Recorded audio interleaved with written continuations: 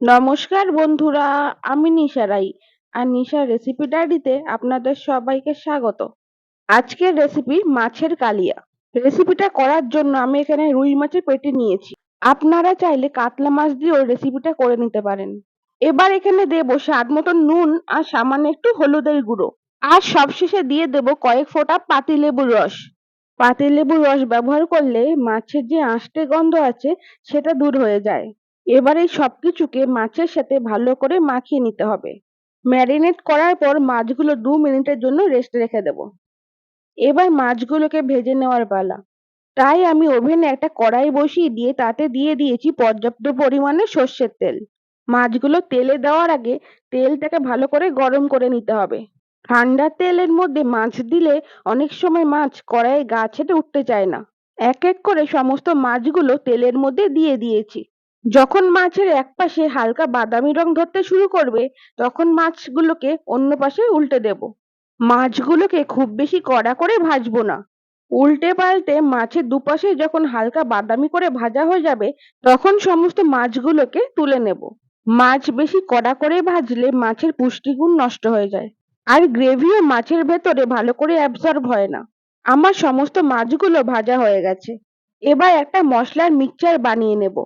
তাই আমি এখানে নিয়েছি 10টা ছোট সাইজের পেঁয়াজ, নিয়েছি 4-5 কোয়া রসুন, 5টা লাল লঙ্কা, 2টো টমেটো, সবকিছু একসাথে পেস্ট করে নিয়েছি।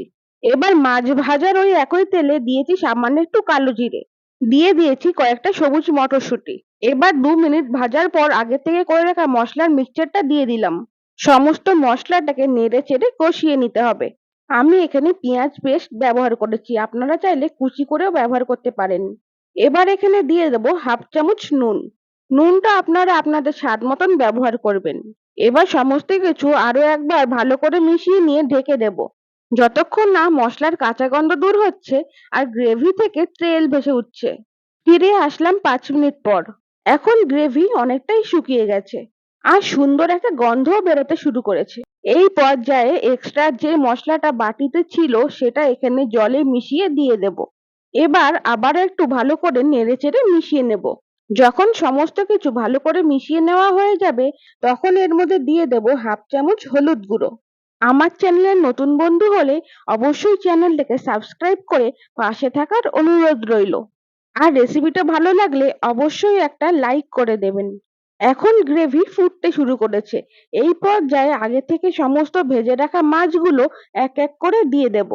সমস্ত মাছগুলো দিয়ে গ্রেভির সাথে উল্টে পাল্টে একটু মিশিয়ে নেব। এবার মাছগুলোকে গ্রেভির মধ্যে একটু ফুটতে দেব। এই পর্যায়ে গ্যাসের ফ্লেম মিডিয়াম রাখবেন। সবশেষে উপর থেকে কিছুটা ধনেপাতা কুচি ছড়িয়ে দিলেই তৈরি মাছের কালিয়া।